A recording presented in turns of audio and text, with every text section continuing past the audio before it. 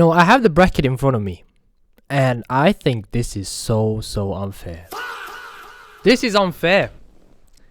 The left side is just blockbuster after blockbuster after blockbuster.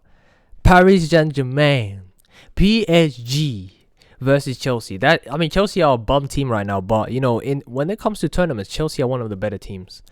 But we have PSG, former Champions League winners, the previous Champions League winners, the title holders, versus Chelsea, the current what was it called here? FIFA World Cup winners. I don't know what that FIFA World Cup. I don't remember the name of it, but they both hold a international trophy or global trophy or European trophy, whatever you want to call it. One of them is global, the other one is European. We have Galatasaray versus Liverpool. A historic game. A game where Galatasaray dunked on Liverpool. The catalyst for Liverpool's downfall this season. The catalyst that showed that Liverpool are vulnerable. The team, we all expected Liverpool to win and get that first place. If I predicted them to get first place, I said it is a must. It's not even expected. It is a must that they have to have number one after how much they spent, the team they have, the quality they have. And Galatasaray dunked on them. Now, Liverpool are trying to do the, spin the block. They might do something to them. We don't know. We have every year. I think, generally, there might be a stat here. For the past half a decade now, City and Madrid have been meeting so regularly that it's just normal. Next time, I think they've met in every single knockout stage except for the finals. I think they've met in the quarterfinals, they've met in the semifinals, and now they're meeting in round of 16. It's like that one friend that you can't get rid of. It's like that one brother you can't just, push him to the side. He's always there, sticking to you like a glue. It's like that treacherous twin of yours. Real Madrid and Manchester City, when last time they met, I think Haaland had injuries. A lot of their players were gone. It was a very stinky season for them. Real Madrid also were going through a tough time last season. But now they're in completely different spots. Real Madrid now are trying to rebuild. I don't know what the hell is going on over there. Manchester City are now back in form again. Now they have their main players. Real Madrid, I don't think the first leg they even have most of their starting 11 available.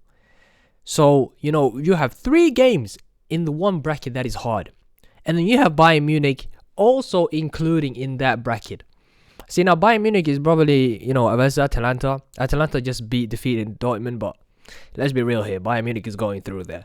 But Bayern Munich will most likely either meet Manchester City, Real Madrid, Liverpool or Galatasaray, Chelsea or PSG. All of these teams are very hard and very tough fixtures for us. And then you look at the other side. You have Newcastle versus Barcelona. Newcastle, a very underwhelming team this season. Barcelona are the only team that's steamrolling everyone. Atletico Madrid and Spurs are cut low-key from the same cloth. Atletico is having a better season than Spurs, but Spurs, might be the last time we'll see them in the Champions League for the next decade. Honestly, I'm being for real. I genuinely think Bodo Glimt still has a better chance of winning the Champions League than Atletico Madrid, Tottenham, Newcastle, and Sporting as well, and Leverkusen. But still, very goofy bracket. One side, all the best teams are on one side. They're eliminating each other. And then the other side is just Arsenal, Barcelona versus the rest. And honestly, I think Arsenal is clear winner in the right side of the bracket. They are the winners of the entire thing. Yesterday I tweeted something about I really hope Bayern Munich gets the right side because it's cash money for us. Easiest Champions League campaign for us in a while. Because lately we've been getting ridiculed with so many campaigns or brackets. We've been so unlucky. But I think the last time we were lucky was when we played against Villarreal and we got shipped out by them. And hey, who was our manager then?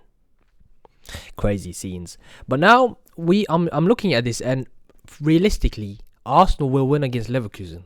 And realistically, Arsenal will win against Bordeaux once again. And realistically, it will be Arsenal versus Barcelona, unless some miracle happens on the other side of that bracket. And Arsenal will smash Barcelona, because the way Barcelona plays with this Hansi Flick, with a new system where they are so high up and they try to man with this new gegenpress thing that Hansi Flick is trying to do, but they always get caught out by the fullbacks of the other team. It's dark. Having Calafiori and Julian Timber on left and right, it's dark. They have two attacking fullbacks as well as good at defending. It's dark, man. Because one thing Barcelona are very good at is having this high line and trying to make sure they always offside trap you. And once you figure them out, they're cooked defensively. And they haven't really been working that much on it. But I've seen some improvements. I've seen that Hansi Flick is trying to improve on that on the defensive side, especially when the team is on counter and they're trying to defend against it. Because that's one of their lowest points, is when Barcelona can't defend against counters. But anyway, realistically, Arsenal should be the heaviest favorites right now. Arsenal should be winning the treble. You know, the way I've been hearing Arsenal win or speak, Arsenal honestly and genuinely should be winning the treble. Then meeting the Carabao Cup right now, they're going to meet City versus Arsenal. There's a possibility of City meeting them in the Champions League final. And there's a high probability of them maybe meeting in the FA Cup as well. And now the league is 1 and 2. I think it's 3 point. Oh, how many points is difference? I think it's 2. I'm really unsure right now, but I think it's a 2-point difference. But man, oh man, this, it's so unfair. This should have been us. It should have been me. It should have been Bayern Munich, man. But since this is a Bayern Munich channel, I want to speak a little bit about Bayern Munich. Forget about the rest. I don't really care, man. Suck you lot. What are the chances of Bayern Munich winning or coming far? I genuinely, I think I even said it in my early predictions. Most likely Bayern Munich and Arsenal are going to be the 1 and 2s. And if that's the case, then Bayern Munich will probably meet Arsenal in the finals. And we'll see who's the better team then. But for now, Arsenal is the better team. That's what I said back then. But now that we have Musiala back, we have Davis back, hopefully no injuries in the process, and we have our entire squad ready to be deployed. It's dark for Arsenal, dark for the other teams, and we'll see, man. Honestly, it's gonna be very interesting. To be quite completely honest, I don't know. I think Bayern Munich has a huge chance as well as winning, because we are honestly the best team on the other side of the bracket as well. PSG, we taught them a lesson. Chelsea, are you guys having a laugh? Liverpool and Galatasaray, come on, mate. Manchester City is the only team I'm really a little bit scared of. Real Madrid this season has been so awful that I don't pay no attention to them. I genuinely believe Manchester City is probably going to go through, but the only team that I'm really uncertain about is Manchester City, man. They are really good right now. They're in great form. But once again, when we go for player and pound for pound, I think Bayern Munich is the better team as right now, as we are speaking. And Arsenal is the better team on the other side of the bracket. So most likely, if I'm going to be not biased whatsoever, just going to be straightly honest and just give you guys an analytical perspective, I genuinely think it might be Bayern Munich versus Arsenal in the Champions League final. If it was just based on current form, and if both of them step up every single game and do their thing. But of course, as you know, tournaments are very unpredictable. Bayern Munich can get knocked out by Atalanta before you know it, and that will be a disastrous game. Let's not hope that happens, because then I would have to rant, and I don't want to rant.